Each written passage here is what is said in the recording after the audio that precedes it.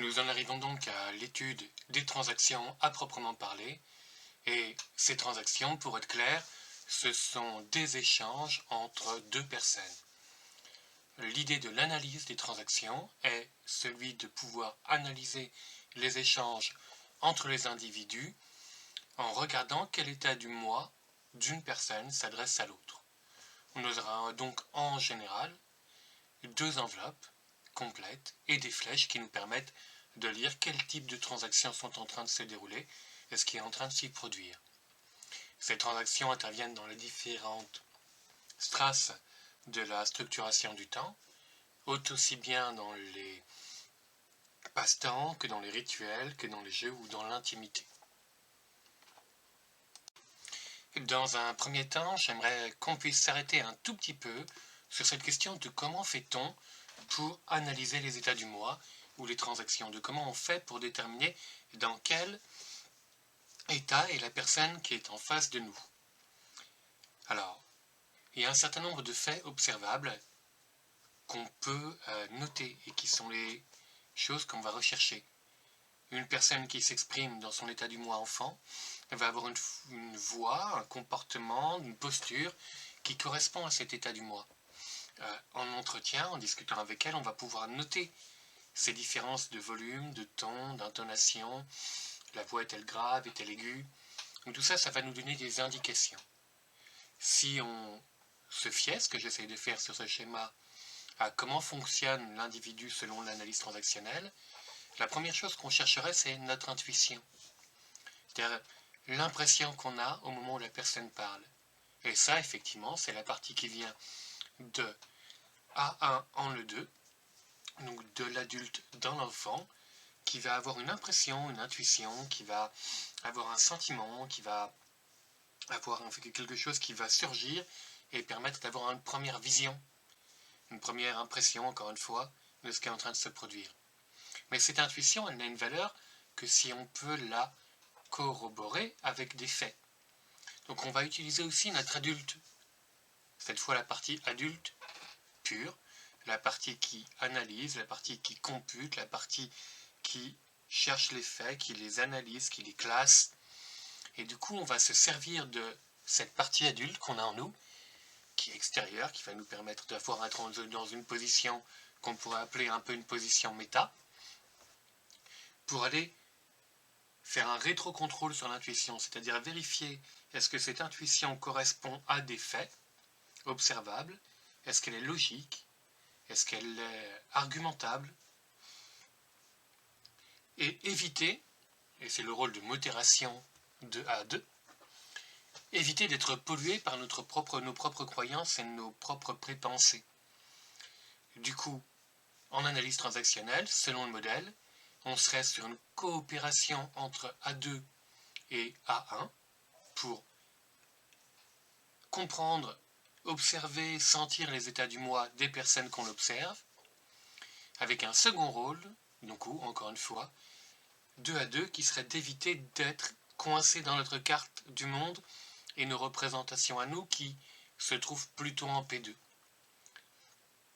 Ils existent aussi en P1, mais du coup, c'est le même processus. A1 va bloquer P1 et A2 va bloquer P2, de façon à rester dans l'analyse la plus clinique, la plus logique possible.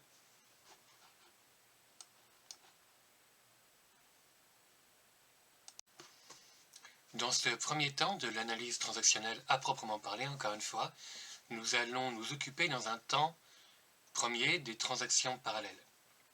Alors pourquoi les transactions parallèles? Parce que ce sont les transactions les plus simples. Elles restent à un premier degré, c'est-à-dire que ce qui s'échange dans une transaction parallèle est l'entièreté du contenu du message. On va estimer qu'il n'y a pas trop de sous-entendus, qu'on est sur des messages relativement simples, relativement univoques. Et la deuxième chose qui fait que ces transactions parallèles sont les premières transactions que nous cherchons à analyser quand on essaye de se former à l'analyse transactionnelle, tient au fait que ce sont des transactions qui fonctionnent. C'est-à-dire que les personnes qui échangent et qui sont dans des transactions parallèles peuvent continuer à communiquer de façon relativement pérenne, longue et sans trop de heurts. Dans les passe-temps en particulier, on va beaucoup retrouver ces transactions parallèles, c'est-à-dire qu'un niveau parle au même niveau. Le premier exemple que vous pouvez trouver dans le schéma est quelque chose qui pourrait être mis en lien avec, par exemple, un passe-temps de parents d'élèves. Les parents qui discutent entre eux et qui échangent autour de la situation des enfants aujourd'hui, leur conception, leur croyance sur le monde, leur croyance sur les enfants. Et donc on aurait un stimulus, parce que ça commence toujours par un stimulus qui est à gauche, avec un parent, quelqu'un en position de parent, qui serait dans un dialogue ou dans un discours concernant la situation des enfants de nos jours, et le second individu qui répondrait à partir de sa parole, de sa partie de son état du moi parent, et à partir de cet état du moi qui s'adresserait au parent qui est en face. On aurait donc des échanges P2 en stimulus et P2 en réponse.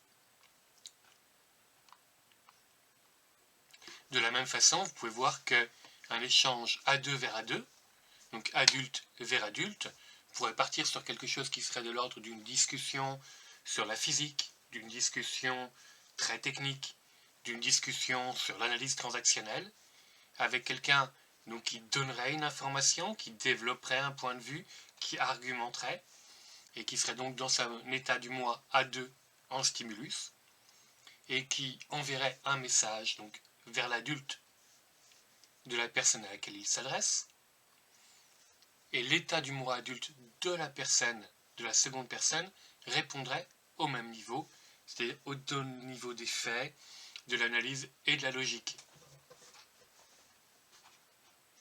Enfin,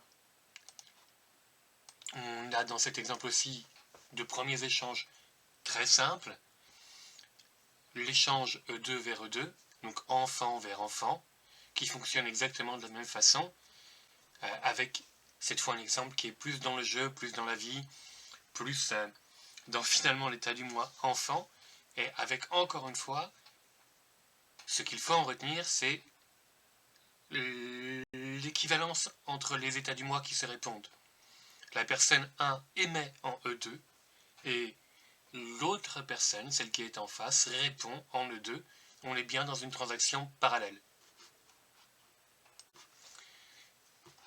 Dans la diapositive précédente, on a pu voir effectivement des transactions parallèles dans lesquelles les deux individus étaient dans le même état du moi. Ils échangeaient à un même niveau, parent, parent, adulte, adulte, enfant, enfant, enfant, enfant, ça se répondait au même niveau. Les transactions parallèles ne sont pas forcément des transactions qui se déroulent à un niveau unique. On peut très bien, et c'est l'exemple que je vous apporte ici, avoir une transaction parallèle dans laquelle deux états du moi sont mis en œuvre. Les plus courants sont effectivement les relations entre enfants et parents, puisque c'est beaucoup plus facile d'avoir des transactions croisées dans ce sens-là. En théorie, on peut avoir aussi des transactions parallèles entre l'enfant et l'adulte, ou entre le parent et l'adulte. Ce sont des transactions qui sont beaucoup plus rares, beaucoup plus difficiles à décrypter, et du coup, qu'on les utilise assez peu, et je m'y attarderai donc forcément pas maintenant.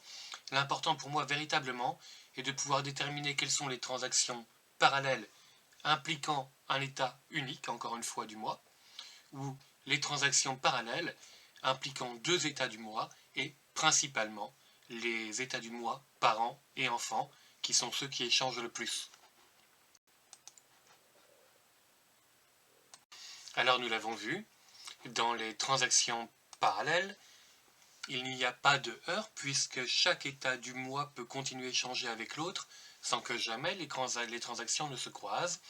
Chacun parle d'un état du moi qui a des besoins et reçoit de l'état du moi auquel il s'adresse l'énergie et le mode de communication qui lui convient le mieux. En analyse transactionnelle, les transactions qui vont poser problème les transactions qui vont créer du conflit, de l'incompréhension, sont généralement et quasiment de façon exclusive d'ailleurs, les transactions croisées. Une transaction croisée provient justement du fait que l'émetteur, à partir de son état du moi, s'adresse à un état du moi spécifique de son interlocuteur. Sur l'exemple que je vous ai donné, on est sur un émetteur qui est en position adulte et qui émet une information à destination d'un adulte. Il attend donc a priori une réaction adulte en face. Dans la transaction croisée, il ne l'aura pas, et c'est là où est le problème. Il va avoir une réponse qui intervient à partir d'un autre niveau, à travers d'un autre état du moi.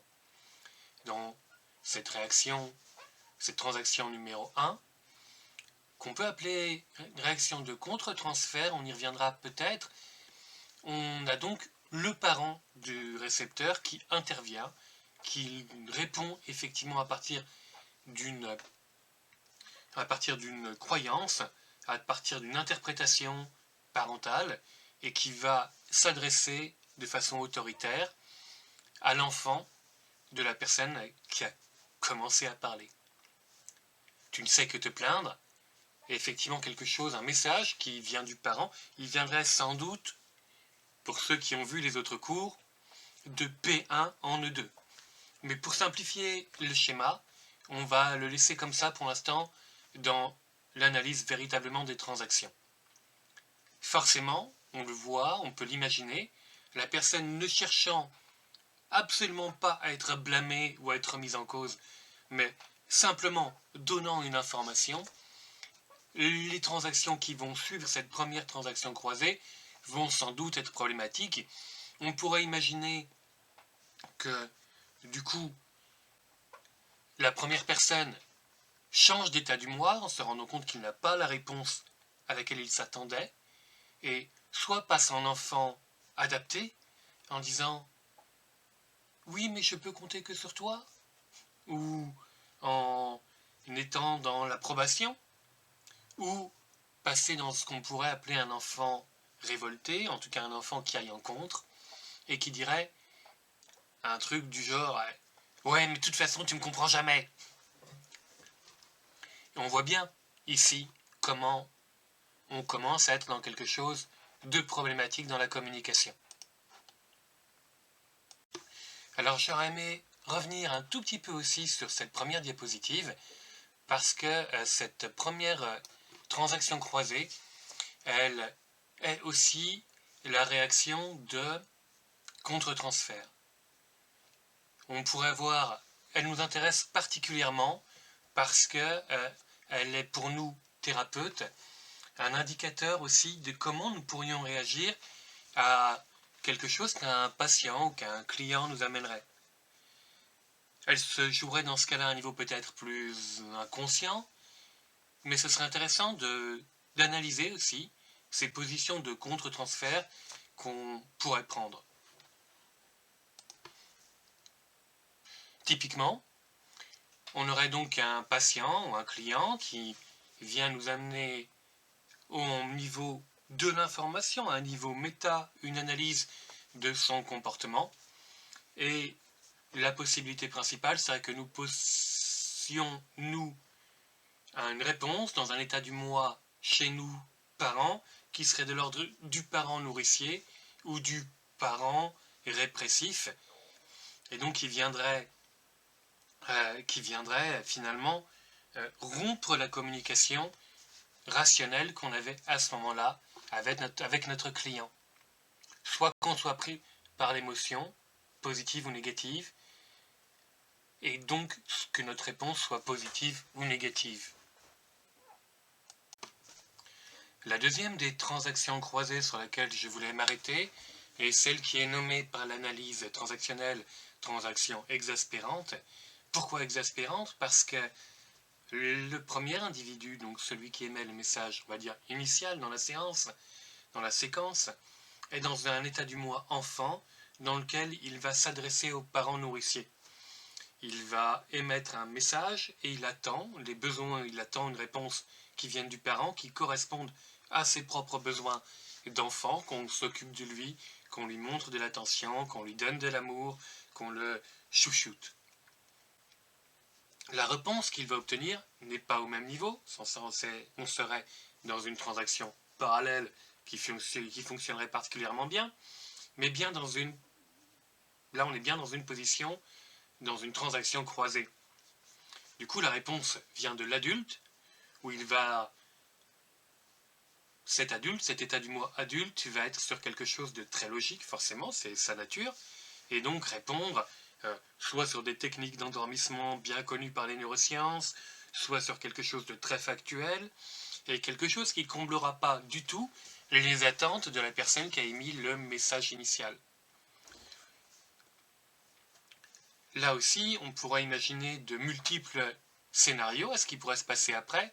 Il n'y a pas beaucoup de scénarios où ça pourrait bien se passer, jusqu'à ce qu'il y ait un rééquilibrage entre les états du moi. Potentiellement, la première personne pourrait elle aussi utiliser son P2 ou son P1 pour se plaindre de ne jamais être compris ou reprocher à l'autre de ne jamais le comprendre, ou tenter effectivement de repasser à un niveau adulte-adulte, ce qui serait une bonne solution, pour répondre en fait au même niveau. Une réponse à la transaction les neurosciences disent que pour dormir blablabla, si je voulais répondre à un niveau adulte de façon à rééquilibrer la transaction, on serait dans quelque chose du type j'entends ton explication, elle est intéressante. Ce dont je te parlais au moment où je te disais que je n'arrive pas à dormir, c'est que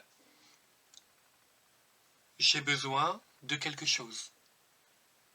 J'ai besoin que tu fasses attention à moi. J'ai besoin que tu me témoignes de l'amour. J'ai besoin que tu me prennes dans les bras.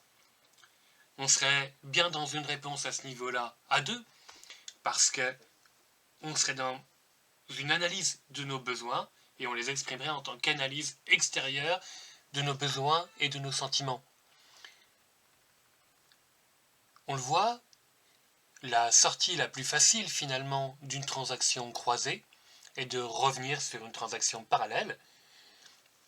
Et dans cette situation-là, la transaction parallèle qui permettrait de la rééquilibrer serait effectivement de revenir d'adulte en adulte. Je recommence. Première transaction enfant-parent qui obtient une réponse adulte-adulte insatisfaisante. La possibilité qui est offerte pour revenir sur une communication équilibrée serait donc de répondre à cette transaction, cette seconde transaction A2, A2, par une réponse A2, A2.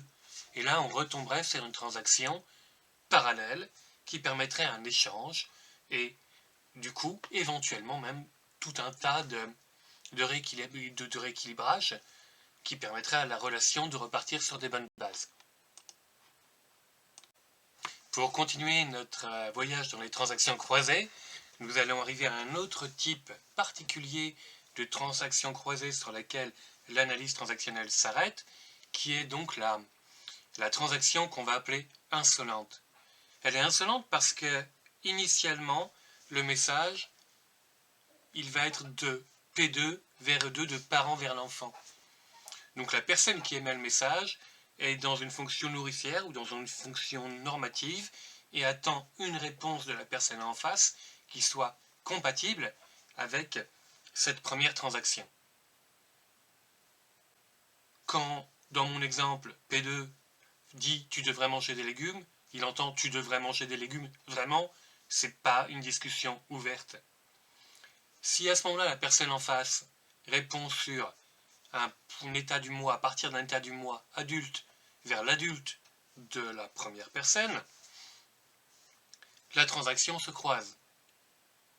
Tu me dis que tu devrais faire comme ce que je devrais faire comme ça, au nom de tes croyances. Ça, c'est entre guillemets.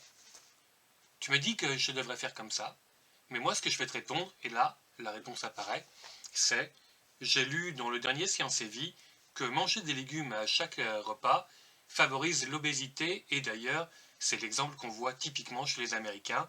Ils ont une ligne svelte et distinguée alors qu'ils mangent très peu de légumes. On va imaginer que c'est vrai. Forcément, la personne qui a émis en parent attendait une réponse d'enfant adaptée. Souvent, c'est ce qu'attend le parent. Et avec cette réponse adulte, on va être forcément en déséquilibre, puisque la personne qui aurait dû utiliser son enfant adapté pour répondre aux parents se place à un niveau rationnel, refusant le rapport finalement hiérarchique, qui est un petit peu induit par le parent, par l'état du moi, parent de l'émetteur. Il le refuse et se place à un niveau qui va être plus d'égalité, de logique à logique, et ça va poser problème. Là aussi, on peut imaginer diverses réponses. Après ces deux premières transactions, on en a deux sur le schéma, toujours, vous le voyez, mais on peut très bien imaginer encore une fois une troisième, qui alors peut partir à peu près ça peut partir à peu près dans tous les sens. Hein. On pourrait imaginer de nouveau une troisième transaction venant du côté de l'émetteur une nouvelle fois, donc du côté gauche de l'écran, qui serait une confirmation de sa volonté d'imposer ou d'être dans un parent-enfant, en disant « c'est pas avec tes connaissances que tu vas pouvoir échapper à la réalité ». Un truc comme ça. On sent que là aussi, ça pourrait se croiser pendant un moment, et que, du coup, la troisième transaction souhaitable serait bien, évidemment, de repartir sur une transaction adulte-adulte, c'est-à-dire de parler de ce qui se passe. D'être dans une position de méta, c'est-à-dire de parler de ce qu'on attendait et de ce qu'on reçoit. Ou de rester dans quelque chose, de revenir sur quelque chose d'adulte-adulte. Ça marcherait très bien aussi de dire ton étude sur les Américains qui sont pas obèses, excuse-moi de te le dire, mais c'est un peu bullshit. Ça fonctionnerait aussi tout à fait. Mais de reparalléliser les transactions à venir. C'est comme ça qu'on sort généralement du conflit ou de la mauvaise compréhension en analyse transactionnelle. On pourrait avoir d'autres transactions. Imaginez effectivement que la troisième transaction, encore une fois, soit une transaction parent-enfant, de nouveau, mais que cette fois, la réponse soit enfant-parent. Là aussi, ça fonctionnerait. À partir du moment où la personne de droite accepte de répondre à partir de l'état du moi qui est visé, la transaction peut continuer. Ça ne veut pas dire qu'elle soit parfaite. Effectivement, on peut avoir plein de discussions sur qu'est-ce qu'une discussion, accepter la position d'enfant implique pour la personne qui est à droite. Pour autant, à partir du moment où elle le fait, les conflits dans les relations ont tendance à diminuer puisque chacun accepte un rôle qui fonctionne en termes d'échange, en termes d'énergie, en termes de besoins. Nous arrivons enfin à notre quatrième transaction croisée, qui est aussi une transaction qui est particulièrement intéressante pour nous qui sommes dans des relations d'aide, puisque c'est une relation de transfert. C'est le modèle dans lequel se passe la relation de transfert. Typiquement, on a le thérapeute, le coach, qui serait dans une communication adulte-adulte, cherchant une prise de conscience chez son patient, chez son client, proposant une analyse, proposant une interprétation, proposant un recadrage. Donc une communication qui est adulte très clairement. Et la réponse, la transaction du client serait d'un autre ordre, serait de l'ordre de l'émotif, et donc de l'enfant vers le parent. Et pourquoi vous ne m'aimez pas, pourquoi vous ne m'appréciez pas, pourquoi vous n'êtes pas capable de voir le bon en moi, pourquoi vous dites toujours que je fonctionne mal. Ça pourrait être tous ces types de réactions qu'on aurait dans cette réaction de transfert. Et on voit bien effectivement là aussi que le thérapeute, le coach risque d'être désarçonné, d'avoir à sa transaction adulte-adulte une transaction d'un enfant qui vise le parent.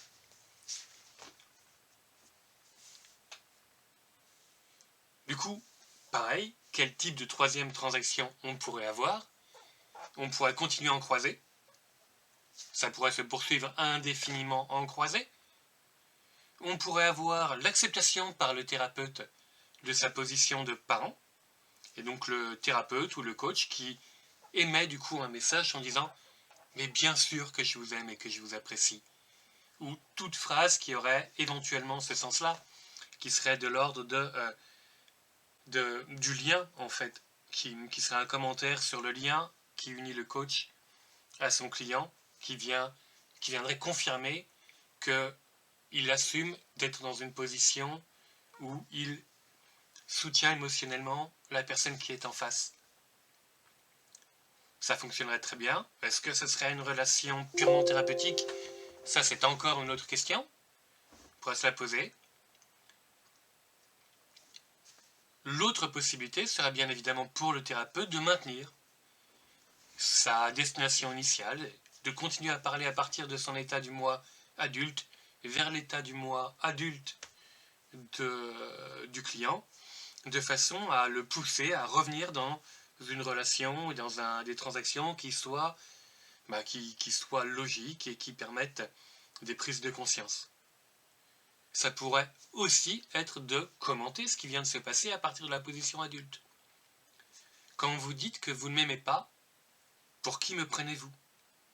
Quand vous dites que vous ne m'aimez pas, qui d'autre ne vous aime pas?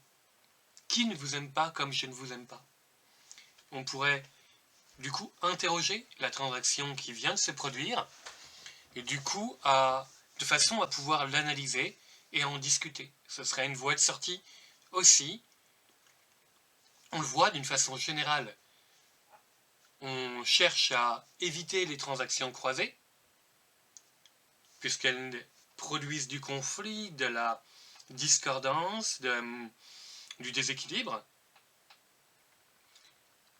On ne cherche pas toujours à être en position adulte du coup, puisqu'on peut très bien, dans nos relations de tous les jours, être soit dans des transactions parallèles de même niveau, P2, P2, P2, A2, A2, A2, A2,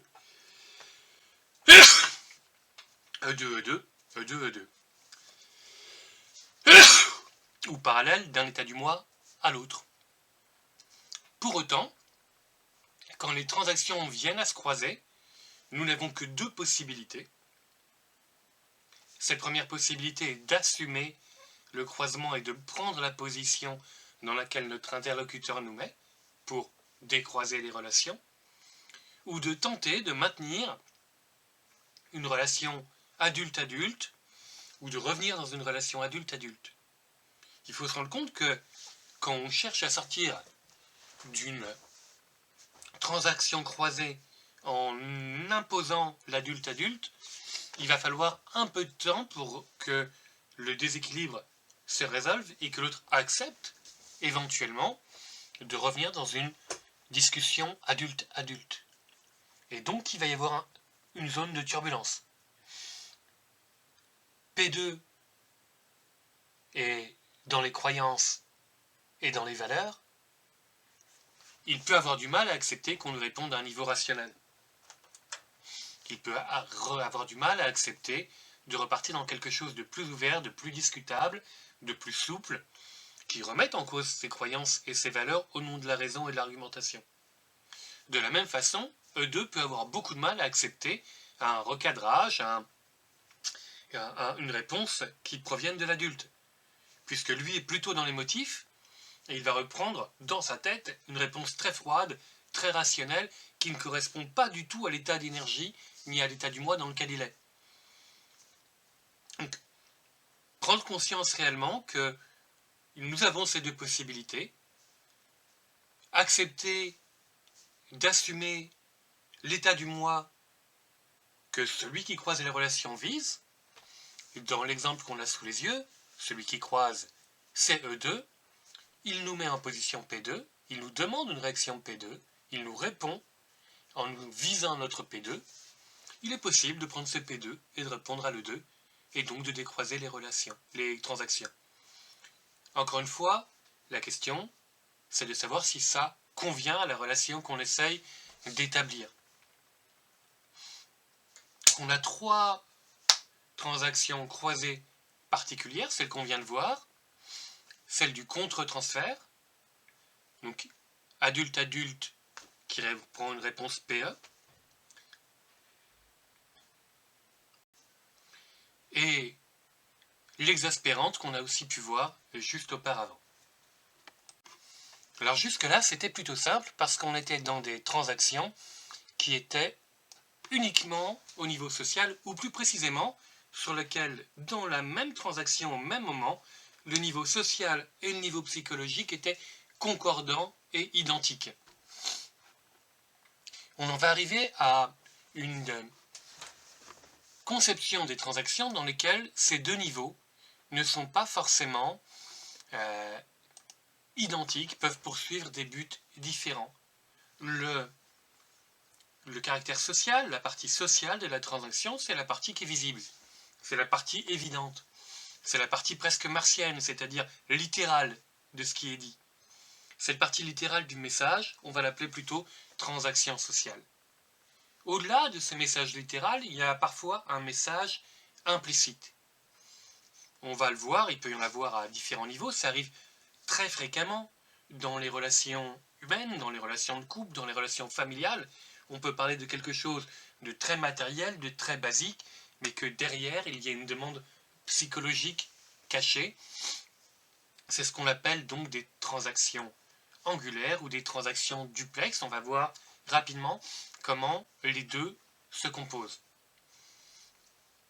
Ces transactions angulaires ou duplex, elles permettent effectivement aussi, parfois, à certaines professions, de jouer avec l'analyse transactionnelle, avec ses principes, pour obtenir les réactions que l'on souhaite. Typiquement, dans la relation avec un client, les méthodes de vente peuvent s'appuyer sur cette différence entre transaction sociale, aspect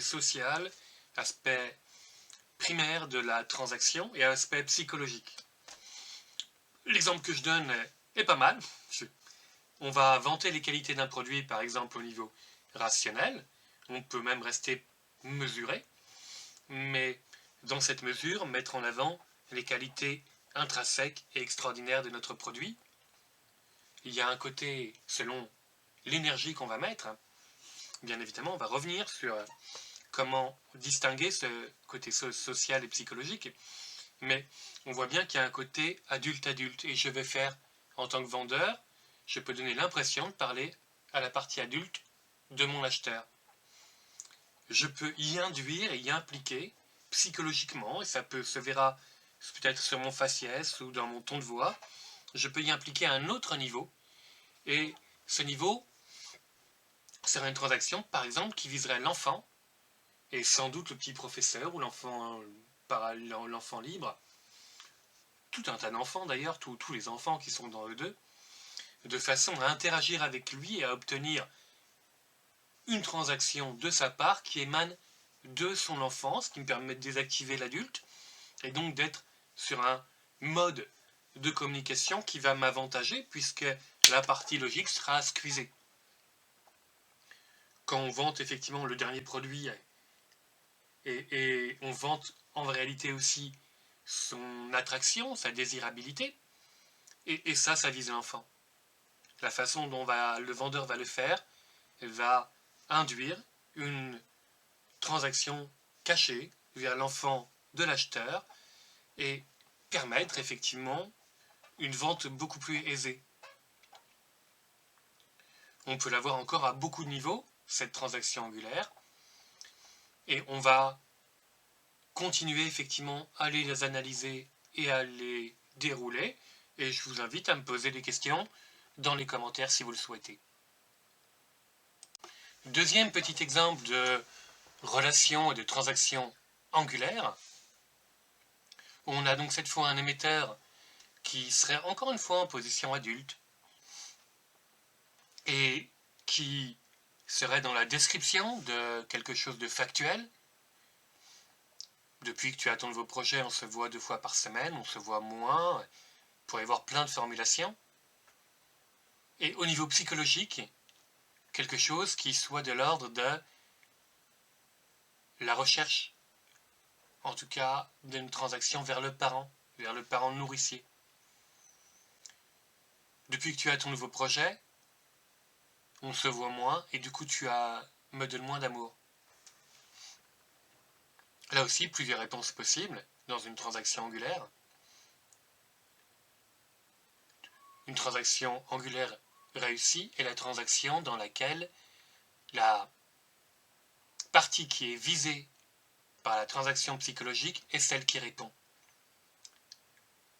Dans cette transaction, puisqu'on parle d'une transaction angulaire réussie, l'émetteur vise au niveau psychologique le parent 2 de son récepteur, de l'autre personne, et c'est ce parent 2 qui va répondre aux deux niveaux finalement, au niveau psychologique et social. Je t'invite au resto et on se fait un ciné. Il pourrait y avoir une transaction psychologique qui soit de l'ordre du commentaire sur la relation, je t'aime, quelque chose qui soit de l'ordre de l'affectif, et après on se fera des câlins, quelque chose qui serait non dit et qui serait induit, mais qui émanerait quand même du P2 vers le 2 dans cette situation. Ça, c'est effectivement quand ça réussit. Si la transaction angulaire avait échoué, on aurait eu la même situation à partir des lignes bleues, donc une ligne bleue sociale et une ligne bleue psychologique.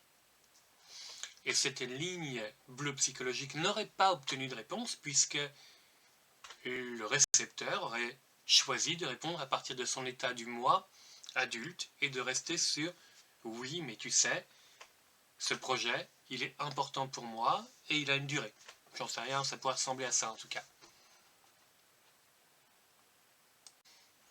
Alors je pense que vous l'avez vu, et qu'en passant un schéma, la principale différence entre une transaction angulaire et une transaction duplex tient dans le fait que dans la transaction duplex, il n'y a pas de risque de croiser les transactions psychologiques et sociales. Dans la transaction duplex, les états du moi visés par la transaction psychologique sont identiques et décalés des états du moi qui apparaissent visibles dans la transaction sociale. Alors que dans la transaction angulaire que nous avons vue juste avant, l'émetteur émet à deux niveaux, vers deux niveaux, à partir d'un seul état du moi. Deux messages partent de son adulte, l'un visant l'adulte, l'autre visant le parent. Ça, c'est la transaction angulaire. Donc, un seul état du moi chez l'émetteur qui vise deux états du moi chez le récepteur et qui vise plus particulièrement l'activation de l'état du moi visé par la transaction psychologique initiale. Dans la duplex, où on est actuellement, on voit bien les transactions sont parallèles sur les deux niveaux et chez les deux individus, ce sont bien deux états du moi qui travaillent et qui communiquent ensemble, l'un de façon très visible, l'autre de façon plus cachée, plus effectivement moins visible. Et c'est ce qui caractérise donc cette transaction duplex, où encore une fois le risque de croisement est relativement faible. Sur l'exemple qui nous concerne immédiatement, on serait sur une relation professionnelle en apparence, dans laquelle chacun est en train de parler d'un dossier et des éléments qu'il faut faire avancer avant une date donnée. Accord sur la nécessité matérielle, quelque chose finalement de très professionnel, où on serait véritablement sur un niveau d'analyse, de gestion, mais au niveau psychologique, au niveau inconscient, on aura un échange entre les enfants sur cette envie de jouer, d'être en relation, peut-être de sortir de la relation professionnelle d'ailleurs, soit pour nouer une relation amicale, soit pour nouer plus, selon le cadre. Mais en tout cas, une transaction qui se joue à deux niveaux, qui se joue donc au niveau adulte et au niveau enfant. Ce qui doit nous attirer, nous, effectivement, notre attention, notre intuition sur les possibilités de comprendre au-delà de l'apparence de ce qui est typiquement dit, de faire attention au discours littéral qui a été changé, mais aussi à des signes qui pourraient nous laisser entendre que d'autres états du moi sont en jeu dans ce qui est en train de se dérouler.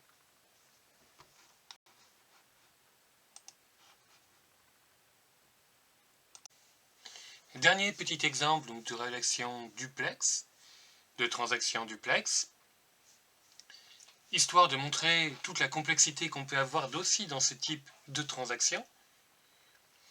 On a bien des transactions parallèles au niveau psychologique et au niveau social, et il y a bien deux états du moi qui sont en jeu.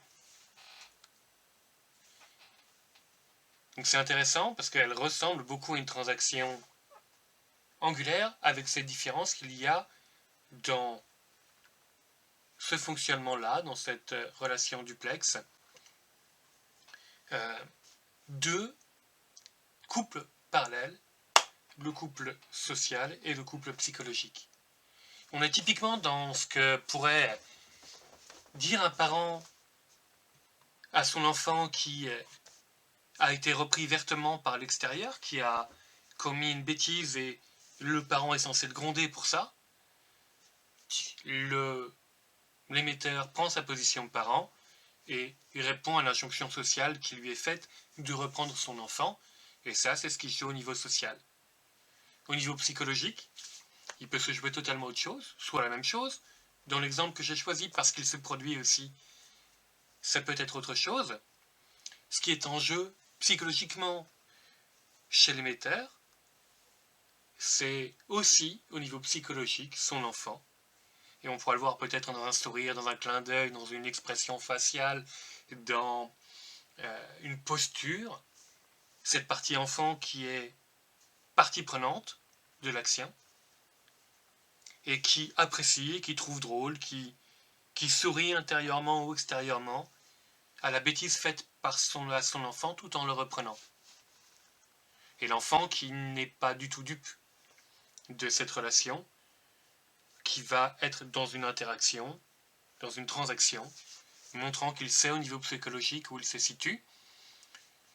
On n'est pas loin véritablement d'un double bind, d'une double contrainte, et c'est pour ça que c'est intéressant aussi de voir comment ça s'exprime en analyse transactionnelle à travers une relation duplex dans lesquelles